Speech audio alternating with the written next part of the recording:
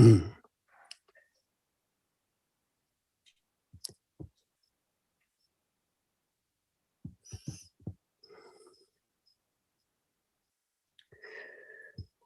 continue to listen akusala, saṅkhāra, unwholesome, volitional activities. Unwholesome volitional activities are 14.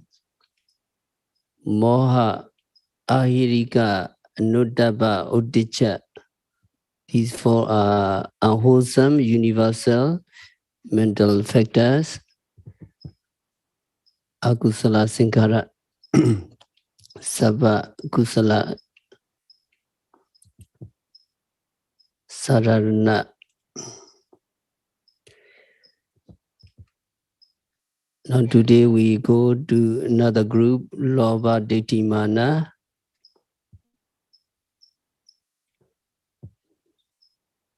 You're very familiar with Lobha, greed. Lobha, the first unwholesome root, covers all degrees of selfish desire, longing, attachment, and clinging. Lobha, Tanna, Pema, Raga, Samudaya, many names of Lobha.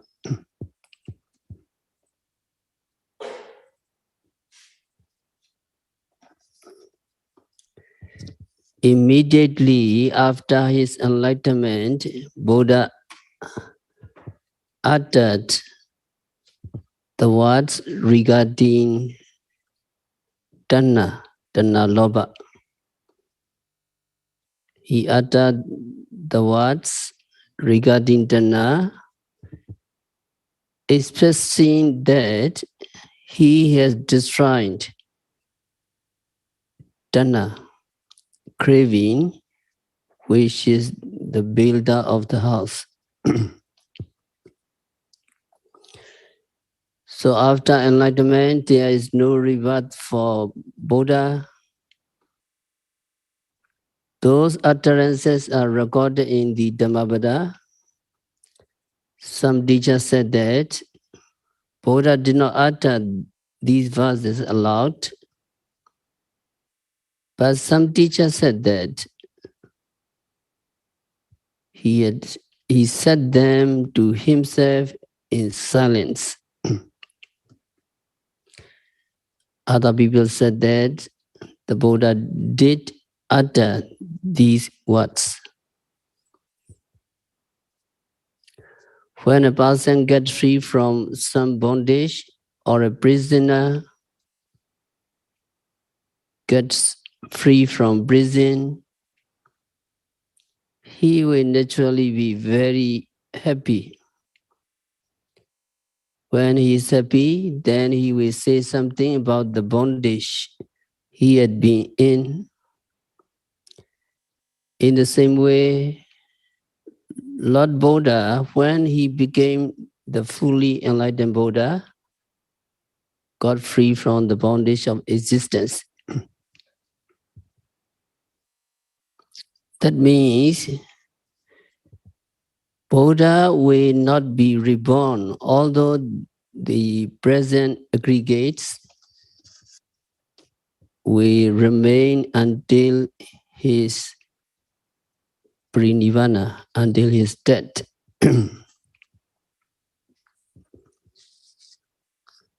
So Buddha was so happy that he had got out of this bondage of dukkha, the bondage of aggregates,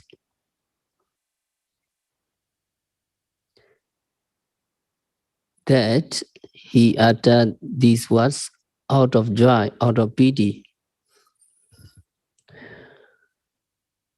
He was unable to keep them inside, so he had to let them out. These verses are recorded in the Dhammapada. In some countries, Theravada countries, Members of the Sangha use these verses as a consecration of Buddha images. When members of the Sangha want to have a consecration ceremony in front of the Buddha images, they recite these verses along with other virtues of the Buddha. So we would like yogis to recite these verses. Can you open the retreat manual?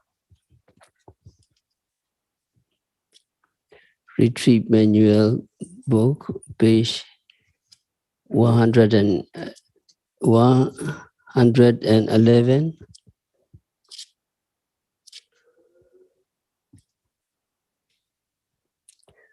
Uddanagata, joyful utterance.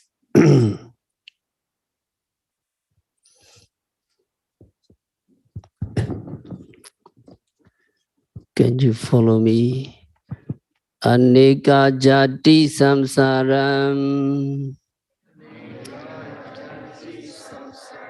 samta vaisa anebisam kahakaranga vaisanto dukkha jati puna punam kahakaraka daitasi punageham nagahesi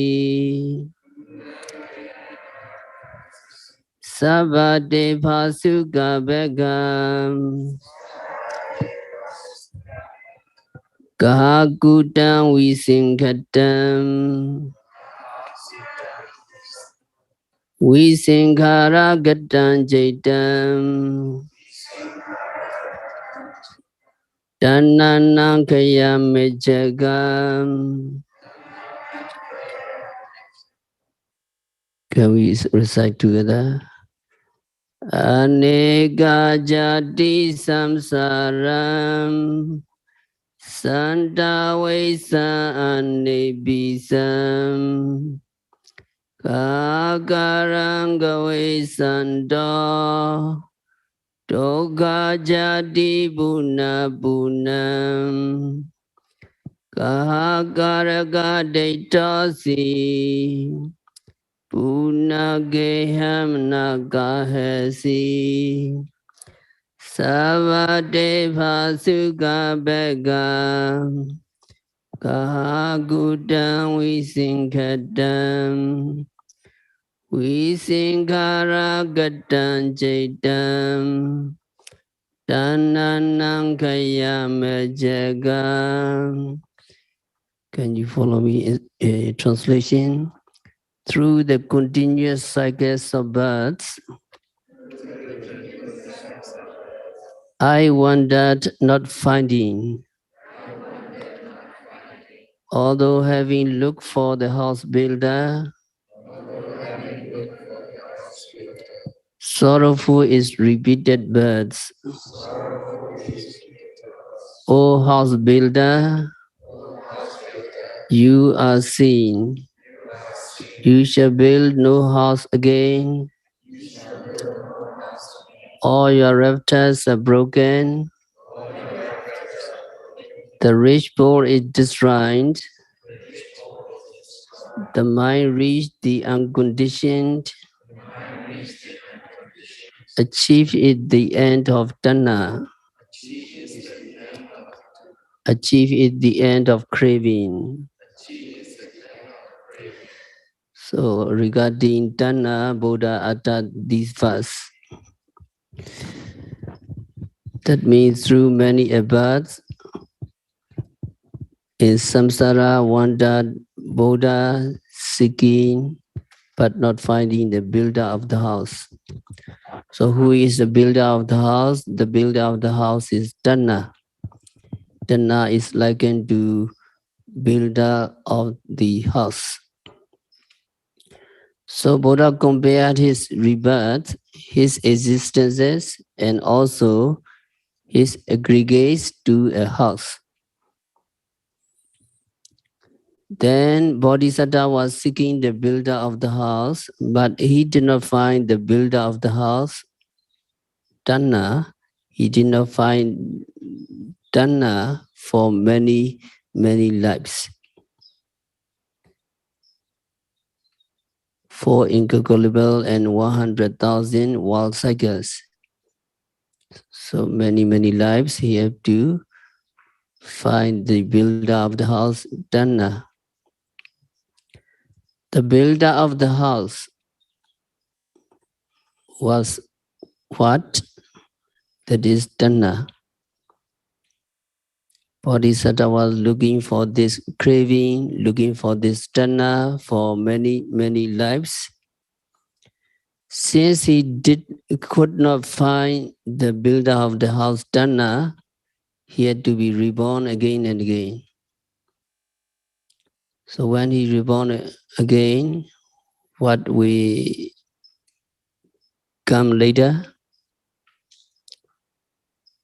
when he had to be reborn, he had to be aging, sickness, and death.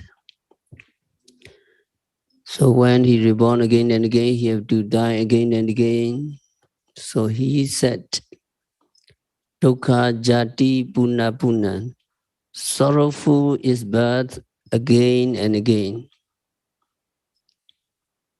And Buddha said to Tanna, O builder of the house, O house builder, O Tanna, now you are seeing mean you are already removed, you are already eradicated by the power of Arata Mega Jnana. So Buddha said to Tanna, you shall build no house again. In the future, you will not build any house for me. All your reptiles are broken. What are the reptiles? The reptiles are the mental defilements, are the reptile of the house.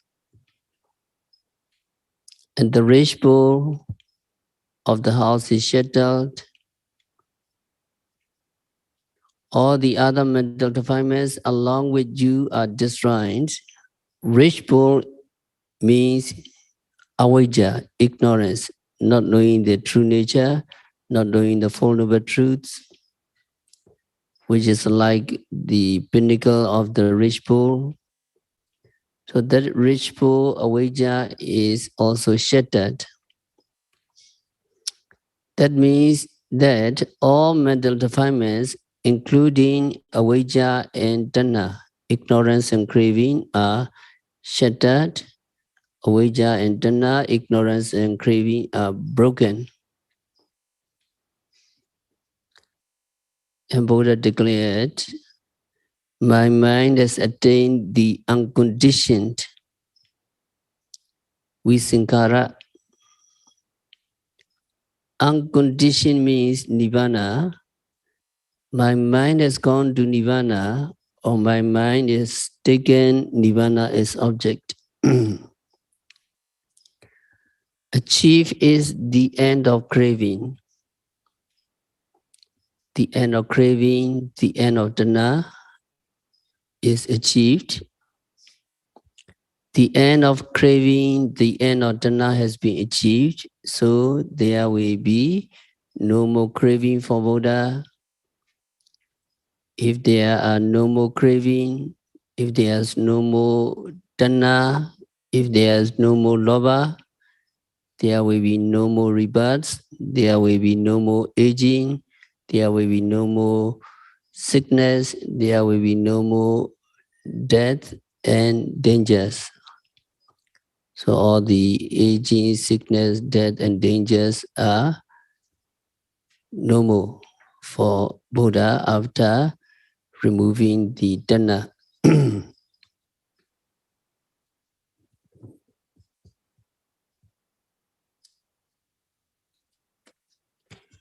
So regarding Tanha, Buddha pointed out the cause of dukkha, or the cause of suffering, the origin of suffering. So Buddha said, the cause of suffering is tanha, lobha, craving. So here craving means craving or attachment or greed, lust, every mental state that arises in combination with desire or want. So Buddha said that craving is the cause of suffering. Craving is the origin of dukkha, origin of suffering. And Buddha explained that Yayantana Pono Bhavika, that lobha, that craving, gives rise to fresh rebirth. Rebirth is life. Rebirth is the beginning of our life. So rebirth is life. Life is rebirth. So this rebirth life is dukkha. Here Buddha said that craving gives rise to fresh rebirth. It is the same as saying that craving, tanha, lobha, gives rise to dukkha. Tanha, craving brings about dukkha.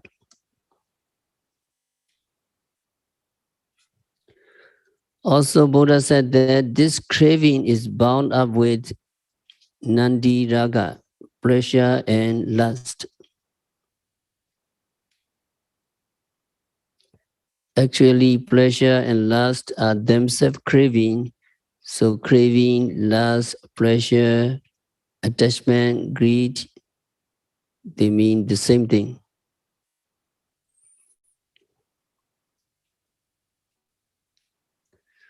Also, Buddha said,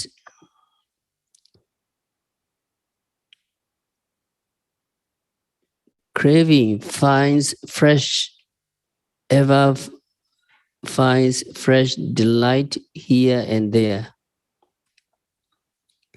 Here and there means craving finds ever fresh delight in this life and in that life or in lives.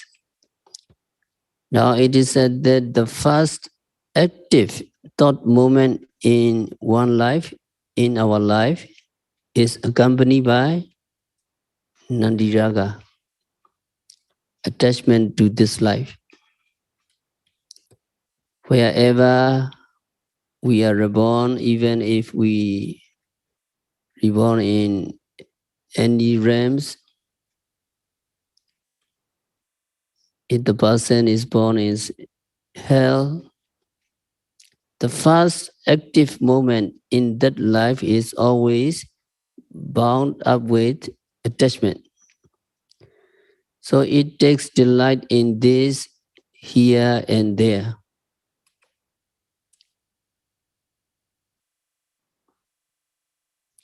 So there are three kinds of craving, three kinds of tanha mentioned in the Dhammacakka Sutta and also mentioned in other places. The origin of dukkha is craving. Here, where the Buddha says craving gives rise to fresh rebirth and so on. That means the present rebirth is the result of our past craving. And then the present craving will be the cause for future rebirth. In that way, we should understand the second noble truth, the origin of suffering.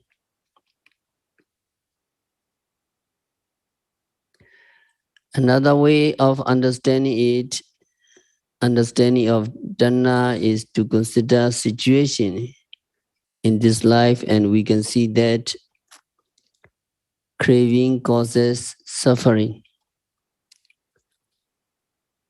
We often hear news about plane crash. Many people are killed in the crash. When we hear the news, how much dukkha do we suffer? How much dukkha? Maybe just a little bit. After watching the news and the plane crash, we see it and we heard it, and we may say, oh, these people are unfortunate. We say something like that. We don't feel so deeply. But if there was a friend of ours among those who perished, how about our suffering? Our suffering is greater. We suffer more.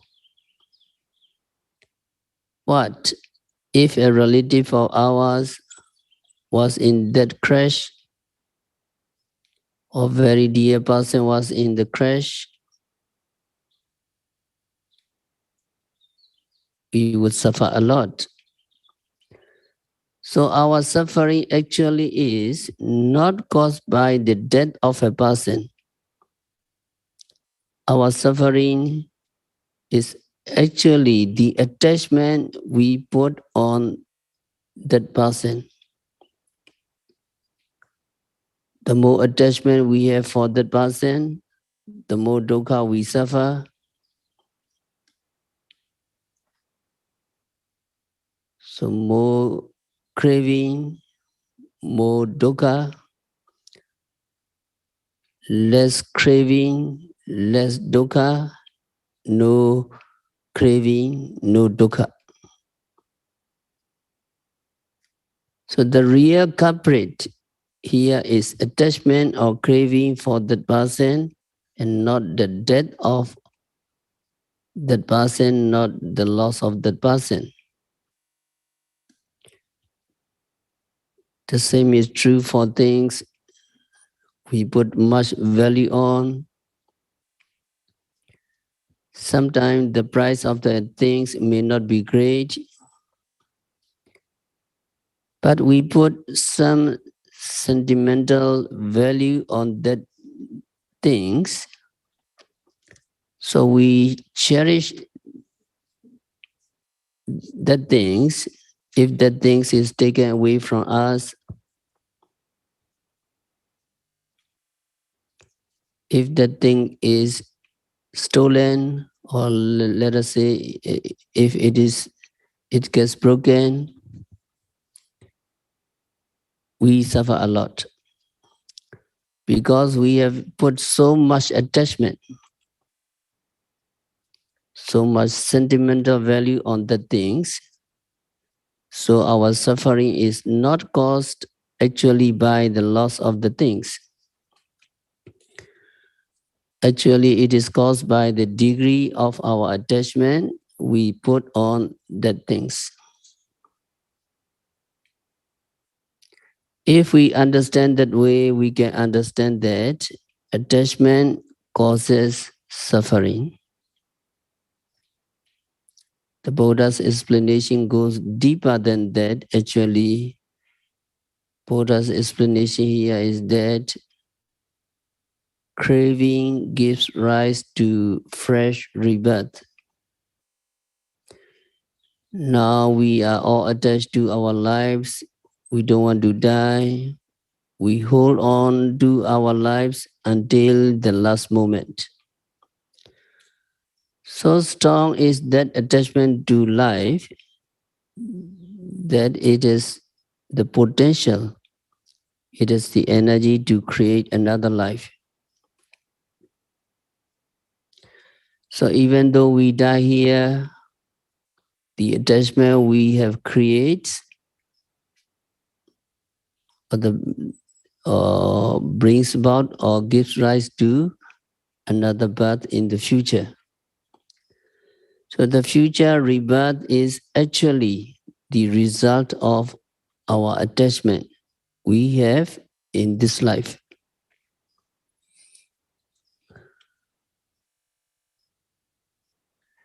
Actually, Buddhas and those who have the supernormal power of remembering past lives and also the supernormal power of seeing beings dying in one existence and being reborn in another, such person alone can see clearly. We also believe that craving gives rise to fresh rebirth because Buddha taught it. And also we can infer this from craving causing suffering in this life. If it can cause suffering in this life, it can also cause suffering in future lives because it has the power, it has the potential to create life in the future. So Buddha said that there are three kinds of craving. Some yogis may be familiar, Tritana, Kamatana, Bhavatana, and Vibhavatana. So Kamatana means craving for desirable objects. Now there are sights, sounds, smells, tastes, touches, and thoughts which are desirable. Desire for these pleasurable desirable object, attachment to these desirable object is called kamatana. So it is craving for desirable objects. The second one is called bhavatana. Bhava means existence or becoming. Here, according to the commentaries, it means not just existence or becoming, but it is the wrong view that beings are permanent, or that there is a soul, or that soul is permanent. So bhava here means what is called the eternity view, sasata deity. That is taking things to be eternal, taking things to be permanent. It is one of the wrong views. Craving associated with this wrong view, sasata deity, eternity view is called bhavatana. So bhavatana does not mean craving for existence. Craving for existence can be included in the first one, kamatana.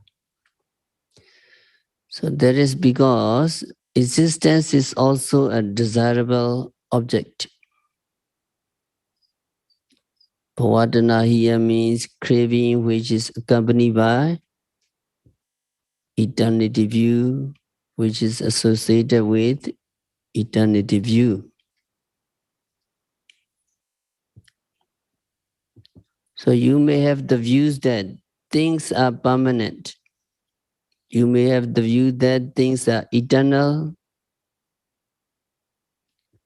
Craving that is accompanied by that views that arises together with that view is called bhavatana.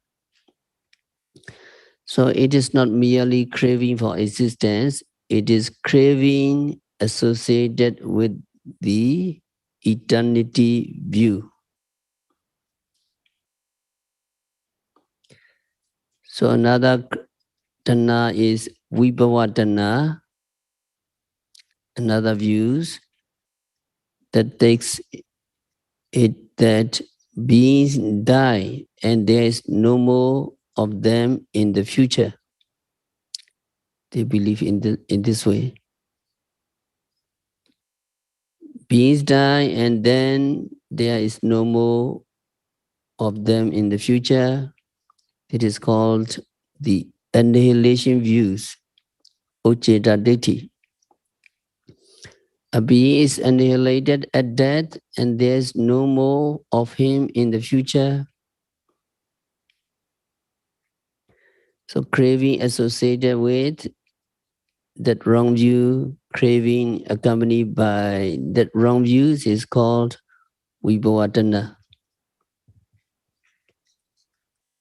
So that kind of sadhana, if the person have and his attitude is, it is only one life and we have to enjoy whatever we can. He tried to enjoy this only life, only this life. So sometimes beings may have eternity view or some others may have annihilation views. Craving accompanying those views are respectively Bhavatana and Vibhavatana. So Vibhavatana is craving associated with annihilation view. So some people, some teachers translated it as craving for self-annihilation. So this translation is very misleading. Some people may confuse Buddhism accepts suicide because craving for self-annihilation. Craving for self-annihilation is mentioned in the Sutta. So Vibhavatana is not craving for self-annihilation, but craving associated with these kinds of wrong views. So these are the three kinds of craving, three kinds of tanha described by the Buddha.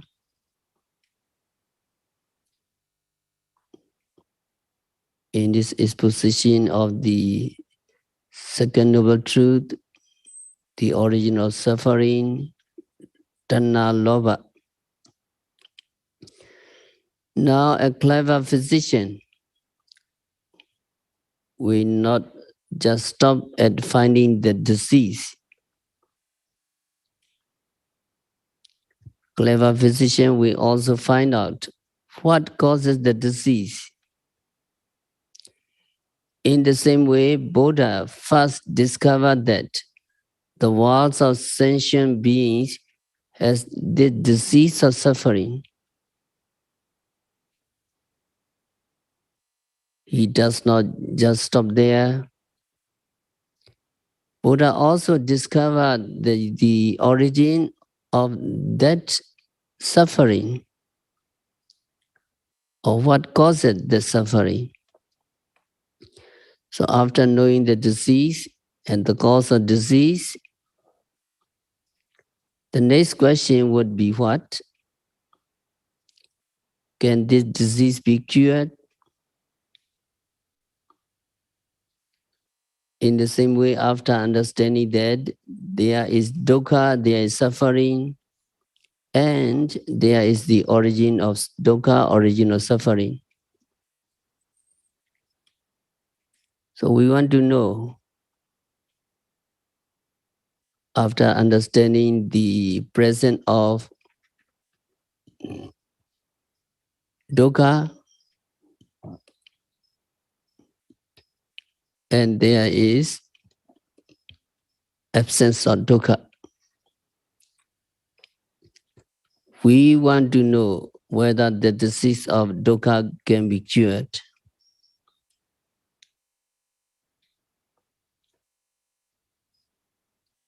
So Buddha is like skillful physician who diagnoses a patient and then finds a disease, and then also knows what causes the disease. Buddha diagnoses the living world. Then he came up with the diagnosis that living worlds or living beings have the disease of suffering. And this suffering is caused by craving, tanha, lobha. When the cause of disease is known, the patient will want to know whether the disease can be cured. Very fortunately, the disease can be cured. So in order to give consolation to beings who are wearied with suffering and the origin of suffering, Buddha said that there is cessation of suffering. There is a cure of this disease, the cessation of suffering, the absence of suffering is what to know as Nibbana. Nibbana is the cessation of suffering. So when Buddha explained that noble truth, Buddha said, Nibbana is the complete fading away and cessation of this tanha, craving. It is strange here, Buddha was explaining the cessation of suffering, but the Buddha said the cessation of suffering is the complete. That means without remainder, complete fading away and cessation of this very craving, cessation of this tanha. That means this craving as the cause of suffering. So here Buddha equates cessation of suffering with the cessations of tanha, craving. That is because so long as craving, tanha is not destroyed, there can be no cessation of suffering.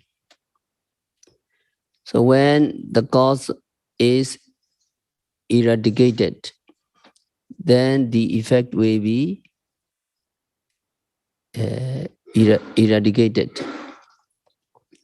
That is why Buddha said that the third noble truth, the cessation of suffering, is actually cessation of lobha, cessation of tanha. Once tanha, lobha, craving is destroyed, there will be no more rebirth for yogi. So that is because craving is the one that causes beings to be reborn again and again. So Buddha said that it is craving which gives rise to fresh rebirth. So long as there is tanha, lobha, so long as there is attachment, there will always be rebirth. When there is rebirth, there is aging, there is sickness, there is death, and there is to be associated with what you do not like. And there is to be separated from your loved one. Also, you do not get what you desire, and so on. So long as there is this craving, this tanha lobha creates ever fresh rebirth. So once tanha lobha is destroyed, it is like when oil in the lamp is exalted, there is no more flame. The Buddha describes cessation of suffering or cessations of suffering as cessations of tanha lobha. So Buddha here said that complete fading away and cessation.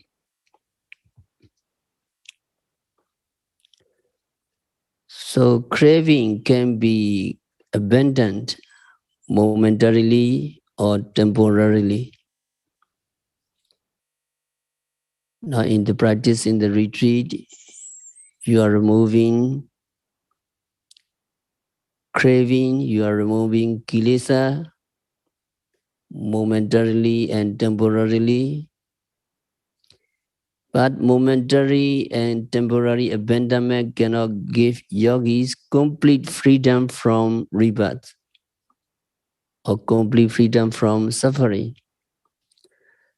So here Buddha said, complete or remainderless fading away. So when yogi attains enlightenment, especially the fourth stage of enlightenment, yogi eradicates craving altogether. Once eradicated, that craving will never arise in yogi's mind. Yogi will never experience attachment or whatever any longer in your life. So when Dana Loba, which is the original dukkha, is destroyed, then suffering itself is said to be destroyed. So cessations of Dana Loba is what we call, what we all understand as Nibbana.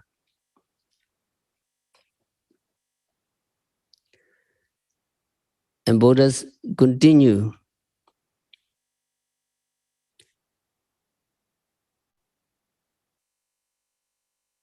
It is the forsaking, the abandonment of that Dana Loba and liberation and detachment from that Dana Loba. When yogi is said to have eradicated Loba, Dana, you are said to be free from craving. So you are said to be liberated from Dana Loba. Actually, you are not only liberated from craving, but you are liberated from the results of craving, which are rebirths in this samsara.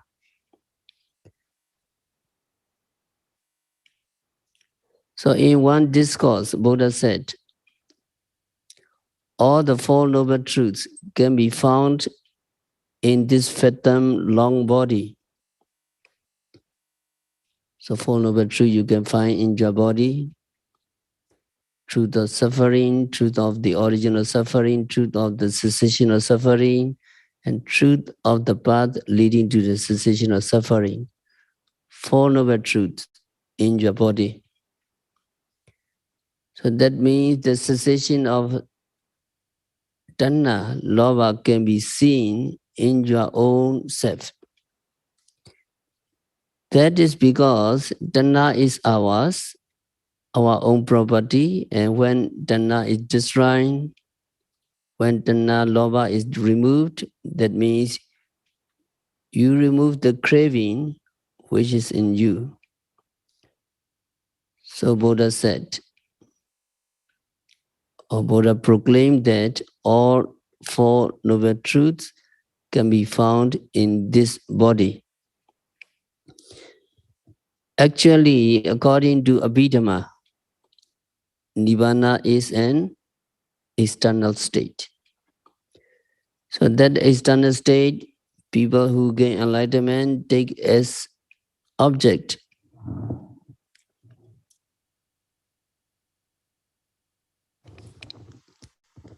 They realize Nibbana. So realizations of Nibbana is within beings, but Nibbana itself is actually outside. So Nibbana is just the cessation of suffering, cessation of all conditioned phenomena. when there is no more arising of conditioned phenomena, when there is no more rebirths, yogi is said to have achieved nibbana. So there are some people who think that nibbana is something like a realm's very beautiful place or an existence that he will reach after death or something like that. Nibbana is described as just the cessation of suffering.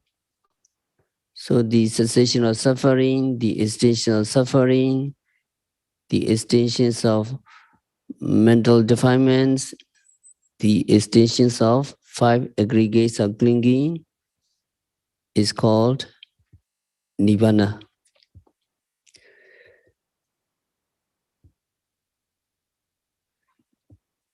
So if you learn Abhidhamma, you may know there are 2 kinds of Nibbana. Nibbana which is experienced while you are living, and then there is another Nibbana which becomes evident at the death of a Buddha or an Arahant. The first kind of Nibbana is actually cessations of Tanha Lobha. When yogi practice meditation, finally yogi reach the 4th stage of enlightenment and yogi realize Nibbana. And yogi eradicates all mental defilements, including Lobha Tanha. So the removal or the abandonment of mental defilements or cessation of these mental defilements is called Nibbana in this life. So this can be realized in this life. This can be realized by yogis who attain enlightenment in this life. So another kind of Nibbana is called Nibbana at the death of an Arahant. So that means an Arahant who has eradicated all mental defilements still has his body, mind and body, because this mind and body are the results of his karma in the past. So these results remain with him. When Buddha or Arahant dies, these resultant aggregates disappear. So Buddha expounded in the Yadana Sutta, just as the flame goes out, these Arahants disappear. At the moment of death, the 5 aggregates that are called remaining sa upadisisa, because they are the ones remaining from past mental defilements, also disappear. So that is called Nibbana at the death of Buddha and Arahant. So there are 2 kinds of Arahant. So it is more interesting, the first kind of Nibbana.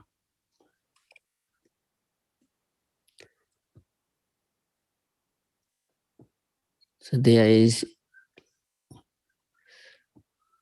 what will happen after the death of an Arahant or a Buddha. It is after death. So we can realize Nibbana in this life if we try, if we really have enough perfection or parami, if yogis really practice diligently, if yogi make effort to reach the stage, yogi can realize Nibbana in this life. So it is more interesting, the first nirvana, uh,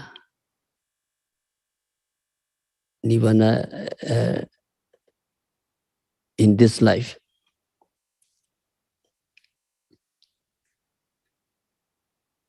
So it is more attractive than the other nirvana. The other nirvana we don't know, because after this life, this nirvana is freedom from mental defilements.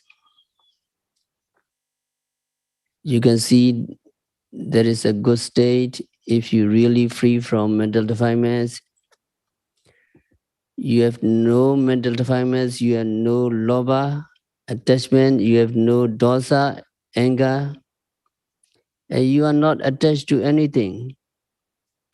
You do not get angry, although there is provocation.